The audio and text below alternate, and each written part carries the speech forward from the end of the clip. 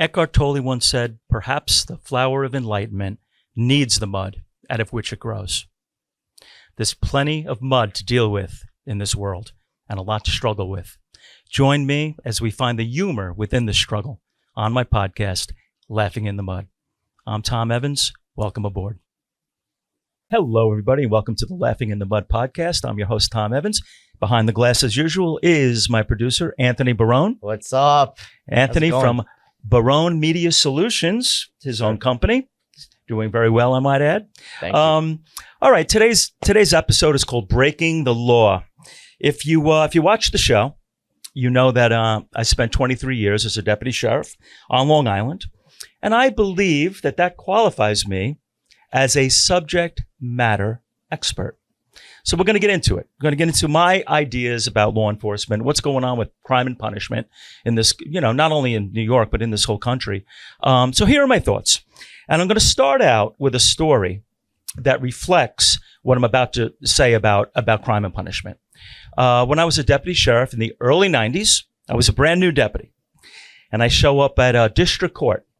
And at district court, they bring in all the arrests from the night before and for arraignment. So these new arrests can go see the judge and they can be told what they're being charged with, arraignment court.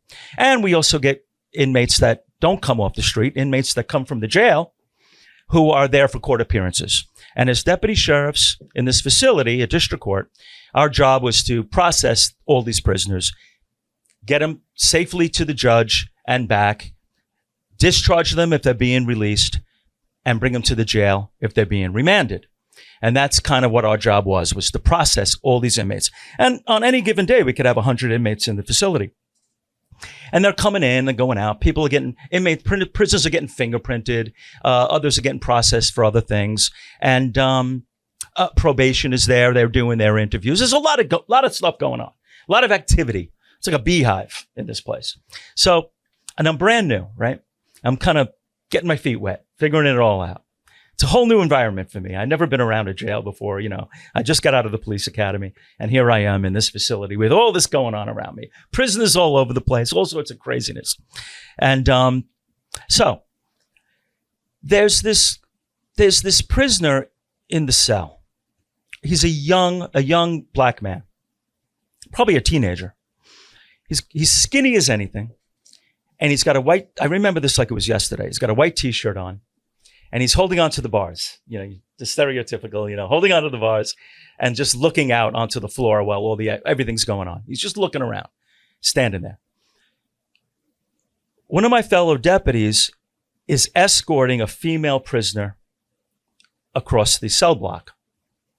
And she's a black woman. She's probably in her mid 30s, maybe 40, who knows. And she's walking along. She's handcuffed in the front.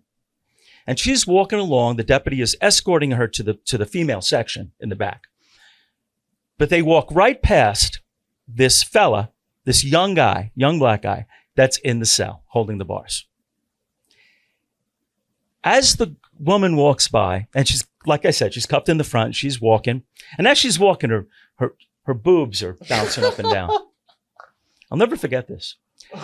And the guy, the teenager, he goes like this. He goes, and he's got a high voice. I think that's part of what makes it kind of fun. He goes like this. He goes, "Looking good, girl." And she, without breaking stride, without even turning to look at him, she's still cuffed in the front. She's walking along. Boobs are bouncing. And she goes, "Be cool, baby." She's got a very low voice. So he's like, "Looking good, girl. Be cool, baby." She never even looked at him. She just kept walking. But the reason I bring that story up is because, the man was flirting.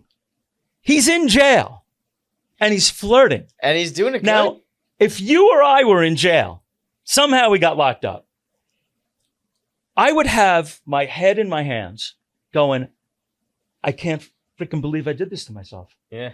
I can't freaking believe this. I would be tracing my whole life. I would be reviewing my whole life to see where did I go wrong to get myself in a jail. I'm in jail. But the fact that he's flirting tells you that, for me and you to get locked up, it's a life-changing event. For him, it's For him to get locked up, that's called Tuesday. Yeah, yeah. And I started to realize that this is the situation here. We would have 100 prisoners on any given day. Half of them are recidivists. In other words, they get locked up all the time. Not once, not twice, 100 times. It's crazy. You'd think once would be enough. You would think it's not. It's a whole lifestyle. I don't know. For me, man, I'd be guarding my cheeks on a day-to-day basis if I was locked up. I'm dying if I go to prison. Like, I spent like 5 years at that facility as a deputy. When we would put these prisoners on the bus at night, to go to the prisoners that were getting remanded to the jail. When we would put them on the bus, they were yucking it up. They're laughing. That tells me that there's no we got crime and we got punishment. We got a problem on the punishment side. You shouldn't be laughing when you're on your way to the jail to be remanded. You shouldn't be laughing. That tells me there's a problem. I knew these prisoners, me and my fellow deputies that worked there, we knew a lot of them by name. That's really bad. We knew their families because a lot of them got locked up too. And this, it was insane. You got to wonder. Now listen, yeah. I don't know how it works now. It's 2026. I'm just talking about the 90s, the early 90s when I was there. They get tablets now. What's that? They get tablets now. Oh, they get tablets now? now? They get iPads, yeah. No. Yeah, in the facility. Yeah, they get tablets. Folks. They get iPads.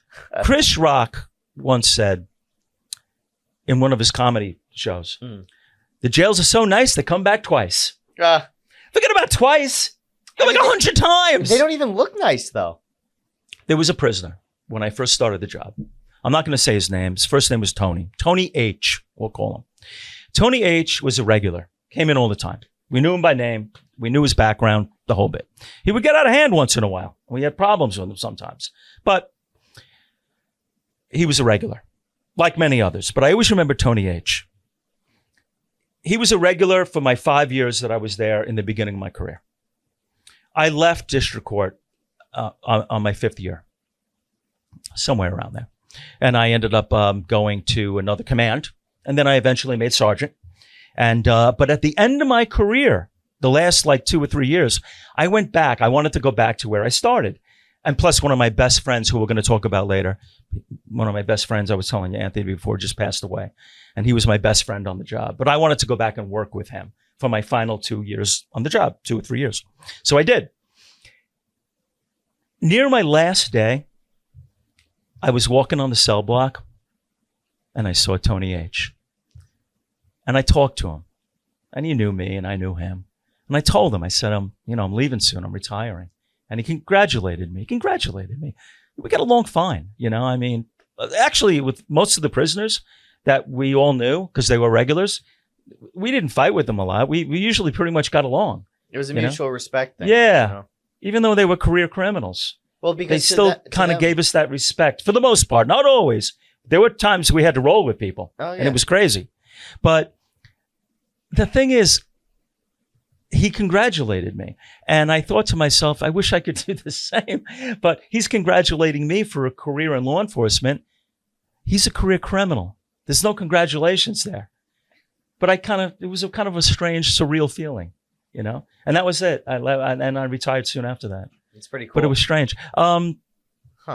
First of all, when it comes to these career criminals, people that violate over and over and over again, you got to remember, most times somebody violates the law, breaks the law, there's a victim. Yeah. I don't think that the system should be called the criminal justice system. I think the system should be called the victim's justice system, because I always think of the victim. I think too many times you watch the news, you see what goes on. All these people, all these young ladies, especially lately, getting killed and raped, some of them and murdered, and people are coming out on behalf of the criminal instead of the victim and the victim's family. I mean, how many times you have to hear of a victim killed by a person who had a rap sheet a mile long, right? That just happened in New York City. That bodega owner just got shot by a guy that's been robbing them for a year. It happens all too often. And of course, the guy didn't have a pistol permit. But then, someone like me's got to go through hoops and valleys just to defend myself. My wife and I watch Forensic Files all the time. Yeah. I love that show. I'm addicted. I wish they would come out with new ones because I keep seeing the same ones over and over again. But the thing that blows our minds is at the end of the show, they always tell you what happened. Oh, and also during the show, a lot of times I'll say that the guy that killed the person had killed somebody before. Oh my God. And I'm like, well, what is he doing out? Yeah. Because he got out. He got out after 12 years. 12 years for taking somebody's life. It's insane. Yeah, it happens all the time. That's crazy. Happens all the time. Listen, how many times do you have to hear that somebody's out on probation or parole while they assaulted, raped, or murdered somebody? Well, yeah. I'm sick of that. Even let's look at the Suffolk County. Like over the last summer, we had these kids that chopped up a body and they got out on without bail. They just got out. Yeah. Yeah. So listen, don't get me wrong. There are fine people that work in probation and parole. I have a high respect for them. They do a great job. This is not their fault. But I read an article a long time ago. Actually, it was during the 90s when I was at district court that said, that suggested, let's get rid of probation, get rid of parole, take the money that we would spend on those, on that and build more jails. Build more jails. The problem is we could build more jails, but, and let me tell you, the cops, they do their job. They lock the prisoners up. The system falls apart in the courts with the judges. We need to elect judges that mean business. You can't coddle these people, these prisoners. You can't coddle them. If you do that, they're going to end up reviolating. And that's what happens. When they're going to the jail, they should have their head in their hands going, I can't believe I did this to myself again. I don't want to go back to jail. But they don't mind going to jail.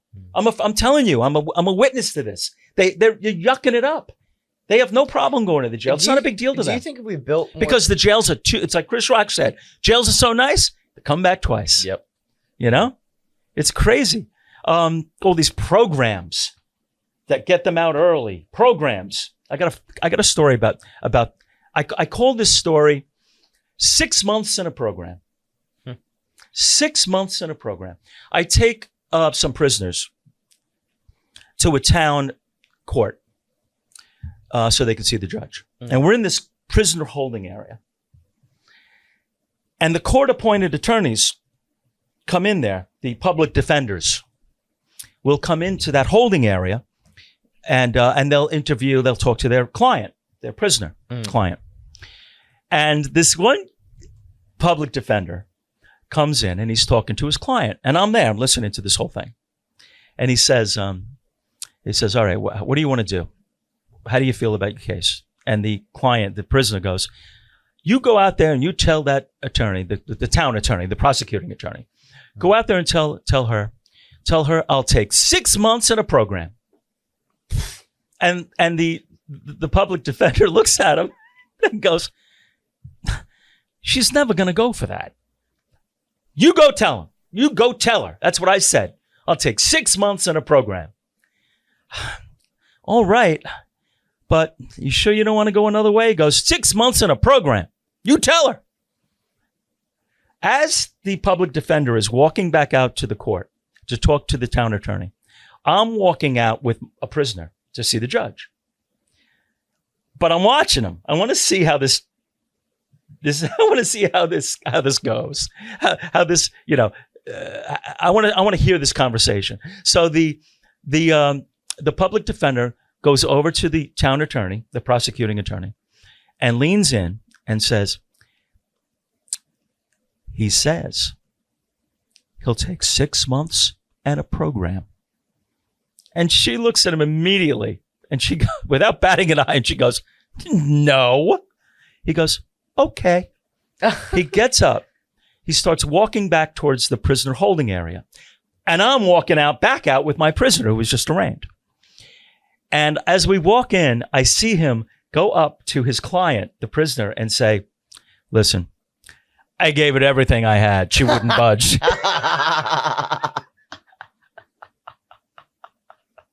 Oh, that's great. What ended up happening? Now listen, I'm not painting all public defenders with a broad brush. He did it because he knew. Yeah. There was no way this was going to happen. The prisoner deserved that. What did he do? He go, damn. No. I mean, what did he do to get into prison? Oh, I don't remember that. Oh, I don't know I have no idea. I don't remember what he was in jail for. I mean, we had people that were in jail for all sorts of different crimes, you know. But it was crazy.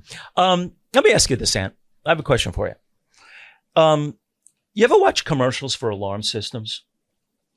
Yeah. Or even Ring Doorbell has a Yes. commercial. Yeah. It shows, a lot of times it'll show burglars. It'll show people burglarizing somebody's house, in order to sell their product, their alarm system or their Ring Doorbell. If you can remember, in a TV commercial, what does the burglar look like? What's his pedigree? Oh, he's usually dressed in all black with the mask and the crowbar. And he's also usually, that's very good. And he's also usually a middle-aged white guy. Yes. Because in advertising, the middle-aged white guy, like myself, I'm 63, but I still consider myself middle-aged. You're young. The middle-aged white guy is the last type of person that you're allowed to paint in a negative light. Yes. You'll notice that. The middle-aged white guy's an idiot. He doesn't know how to fix his car. He doesn't know how to buy insurance. He's always got to have a minority that's got to teach him how to do it. Yeah. Because middle-aged white guys are dumb in commercial world, in commercial land. Middle-aged white guys are idiots. And middle-aged white guys are always the burglar. And they're always wearing the black knit cap. Yes. Looking like the Edge from U2, probably got their burglar equipment from, Burglars Are Us, and they're middle-aged white guy. And the thing that cracks me up about the commercials that have the burglars, when the burglars are in the house, in the living room, a lot of times they'll show the family picture on the end table, and it's always cracked. Yes. It's always cracked. It's always cracked. So the middle-aged white guy burglar with his buddy, his partner, the other middle-aged white guy, they're in the living room, and you'd be thinking they want to get in and they want to get out. They're thinking, but no. Listen, we know we got to get the jewelry. We got to find the safe. But that family portrait, that's got to go. That's got to go. Knock it over. It just cracks me up. Here's the deal, folks. And it's not a black or white thing. It is, who does burglaries? young people, whatever their color or their ethnicity. It's young people looking to find things or money so that they can buy drugs. That's who does burglaries for the most part. And that's the reality of that. All right. Too bad. Keep an eye on the commercials.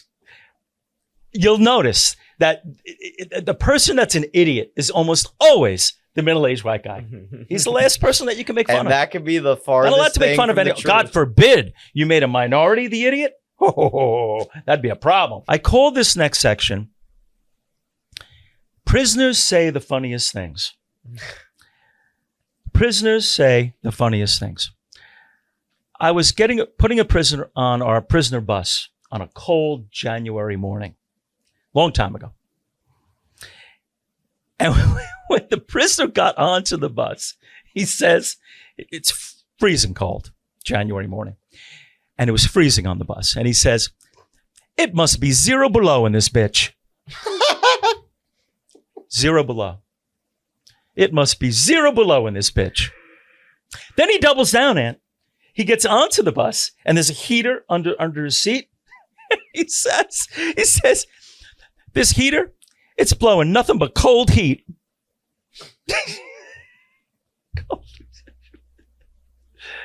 Well, that's why he's in prison. It was blowing nothing but cold heat. That's crazy. That's actually insane. Did you correct him? Like, how did you maintain composure in that? The inmates don't mind when you laugh at them. Oh, really? Oh, yeah, okay. They laugh at us too. Oh, okay.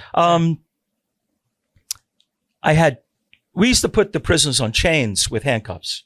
We would have 4 chains, 2 chains, 4 chains usually. That's a long chain with 4 sets of handcuffs. Oh, okay. So when we were transporting a lot of people, we would usually put them on 4 chains. And if you had, if the math didn't work out, you put the others on a 2 chain or just handcuff them separately. But I had 2 sets of 4 chained females that I brought into the jail one evening. And I lined them up so that I could turn them over to the correction officers that work at the jail. and I'm starting to uncuff them in the facility. And I'm looking down the line, and I realize that 4 of the 8 female prisoners are pregnant. And I'm shaking my head in just kind of disgust. Yeah. That this is a terrible situation. And one of the females looks at me, and she knows me because she was a regular, came in all the time. She goes, "Officer, what are you mad about? What are you upset about?" And I said, "Well, look, there's 80 is here, and 4 of you are pregnant." And she looks down the line at the other females, and she says, "You're right. That's almost half." Almost half. That's almost half. 4 out of 8. But I do realize that, 4/3 of people do have a problem with fractions. Wait, so what happens when they give birth? Do they give birth in the prison? Well, not in the prison. No, they go to the hospital. But they do give birth when they're incarcerated. What happens to the kid? Well, a family member, or I'm not really quite sure, to be honest with you. There are situations I know where female prisoners have had.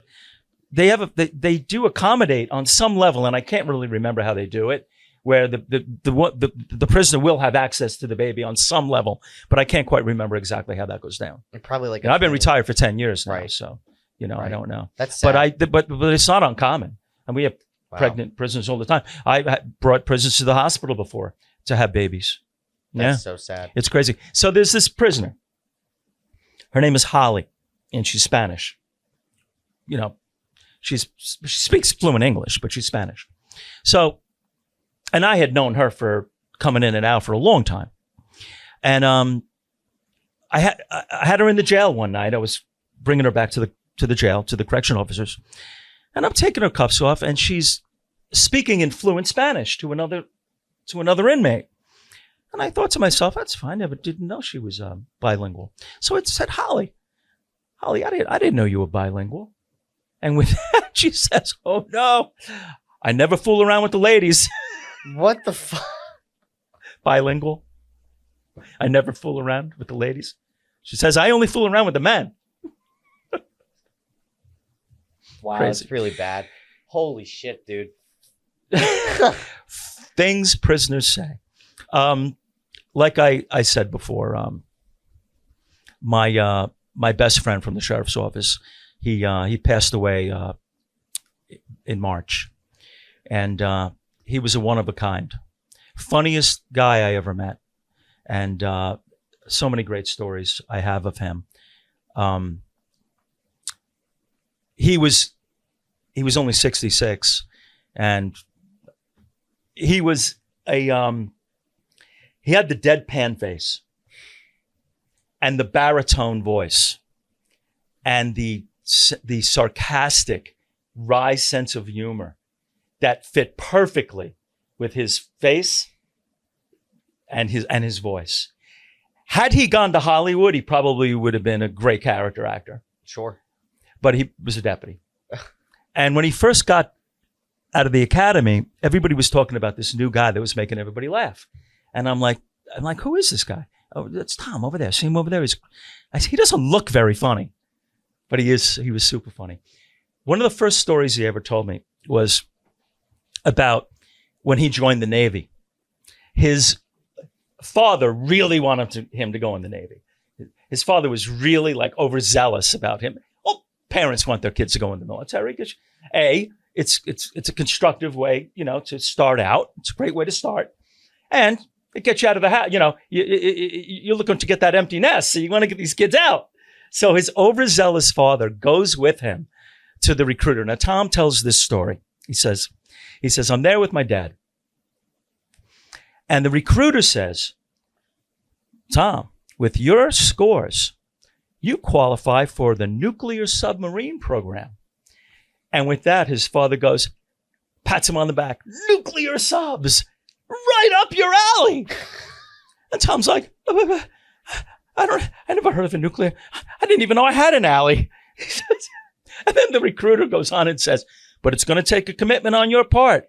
It's a 6-year enlistment, because it comes with 2 years of free schooling. With that, his father's like, free schooling, exactly what you were looking for. And his father's all happy and everything. And meanwhile, Tom's going, 6 years. He goes, I'm 18 years old. That's 1/3 of my life. But his dad was adamant, and he ended up going into the Navy. And if you ever asked him about it, he would always say, yeah, I was in the Navy. I would spend 6 months out of every year under the polar ice caps in a nuclear submarine. He ended up going from working on the nuclear sub in the Navy, and he ended up going working for Loco back in the day at the nuclear power plant in Shoreham. Oh, wow. So it served him well. Wow. And then he ended up becoming a deputy. Huh.